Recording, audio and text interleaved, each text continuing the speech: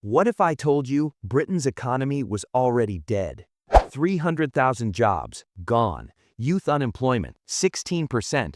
The headlines lied. Trump's tariffs, Brexit scars, a government squeezing its own people, the perfect storm. The UK-US deal saved nothing. It was a press release while the machine died. This is how economies don't collapse. They die slowly, while everyone smiles and pretends it's fine. Britain's economy didn't collapse in 2026, it was already dying in 2025. January 2025, green arrows everywhere, GDP up 0.7%. The headlines said recovery, businesses hired, consumers spent. The Bank of England smiled. The official story? Britain was healing, post-pandemic growth, inflation cooling, interest rates coming down. Then June arrived, growth stopped. Not slowed, stopped. Zero. Flatline. September, GDP fell 0.1%. October, another 0.1% drop. The first contraction since 2023. Services down 0.3%. Construction down 0.6%. Manufacturing stumbling. The private sector was bleeding. Unemployment hit 5.1%, the highest since 2021. Over 300,000 people lost jobs in months. But here's what the headlines didn't tell you. This wasn't a surprise, it was designed.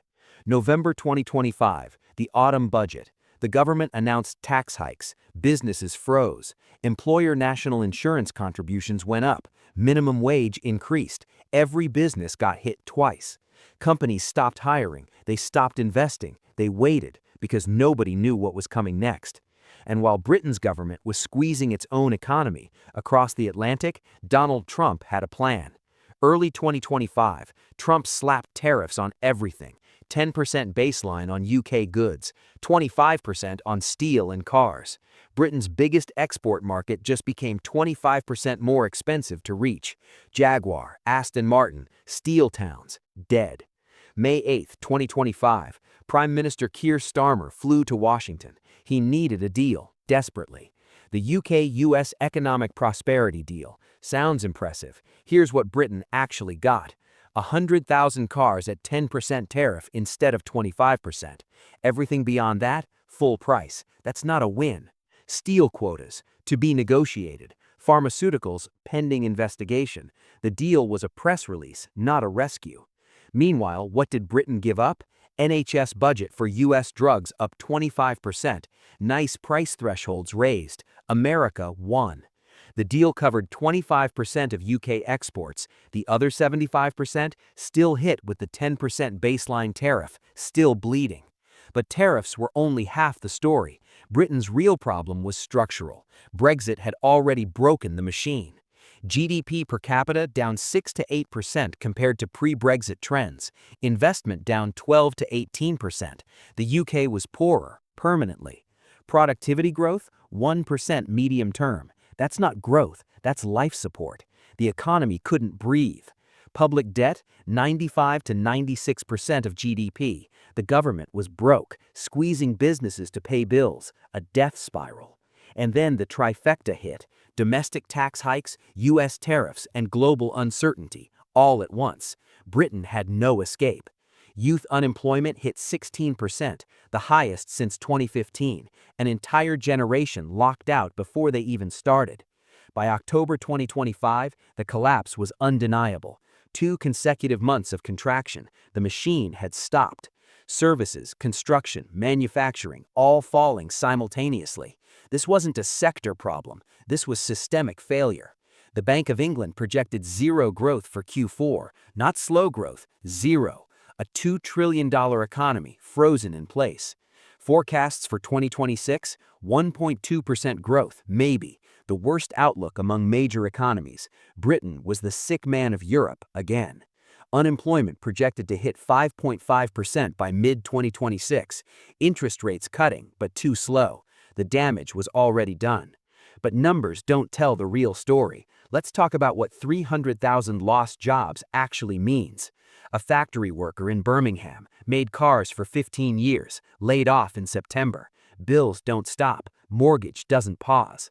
A graduate in London applied to 200 jobs. Youth unemployment at 16% means 1 in 6 get nothing. Nothing. A small business owner in Manchester, revenue down 30%, can't afford the new NIC increases, lays off 3 staff. Real wages up only 0.9% after inflation. That's £18 extra per month for the average worker. £18. Families cutting heating, students skipping meals, pensioners choosing between food and medicine. This is 2026 Britain. And the hidden psychological toll: confidence destroyed, consumer spending frozen, business investment paralyzed by fear.